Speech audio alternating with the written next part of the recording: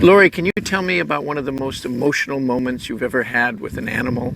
Probably most recently Queenie, who was a cow who took matters into her own hoofs, and she escaped from a New York City slaughterhouse.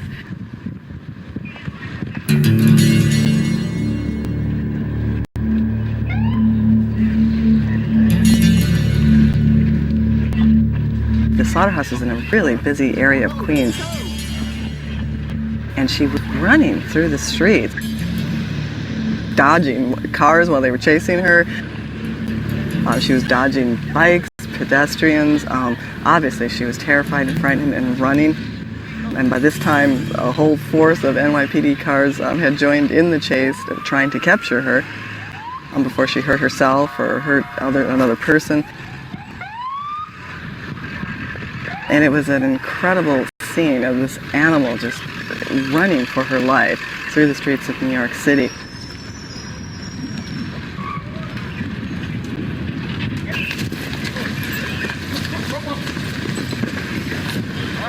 Fortunately, she ran into a park, and from there they closed the gates to the park, and they were able to, kind of corral her and then wrestle her to the ground. And all the NYPD, officials at that point became cowboys.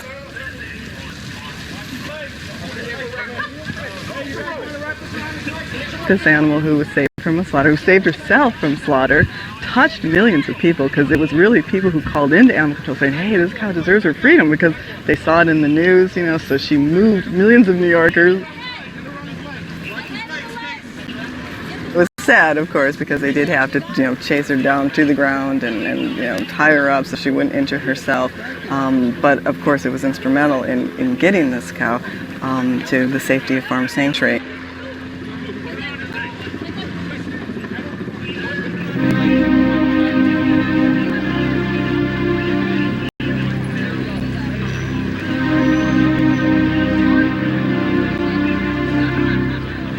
I'll never forget, because there was a cop there who, once she was on the ground, and of course she was terrified, frightened. She clearly knew what was in store for her at the slaughterhouse when she ran, and the poor thing was chased. And he held her. He put her head in his lap, and he just held her and comforted her and stroked her. And that's just the kind of magical moment that we see all the time at Farm Sanctuary, where a person does finally bond with a farm animal and realize that these farm animals feel and have feelings too.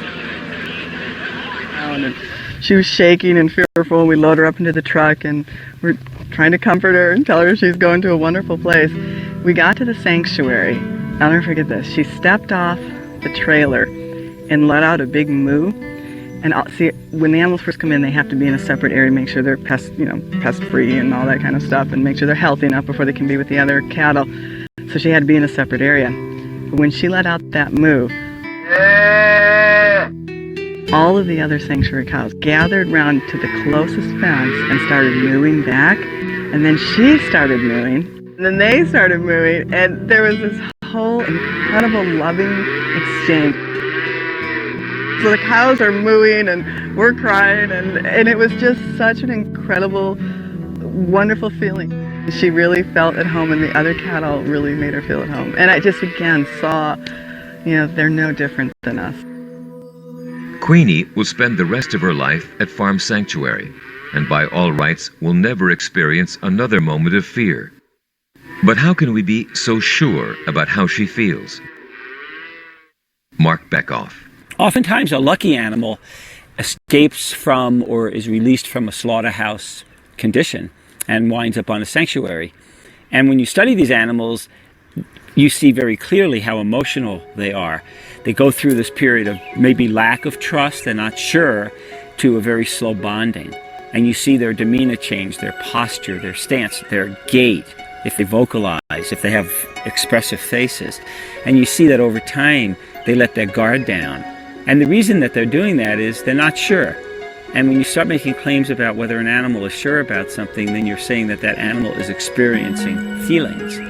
And you need to make this very slow transition from feeling of mistrust to a feeling of trust.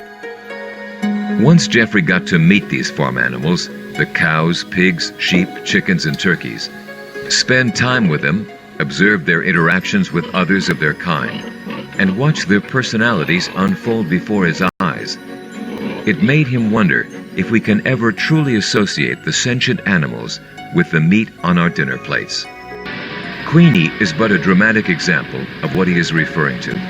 In reality, she's no different from the billions of farm animals raised every year for slaughter. The hundreds of phone calls to animal control pleading to save Quini's life did just that. As a psychoanalyst, Jeffrey had to wonder, in the minds of all the caring people who made those calls, what qualities did Quini possess that the millions of cows, pigs, sheep, chickens, or turkeys waiting in line to be killed did not? The answer seemed obvious to him: none.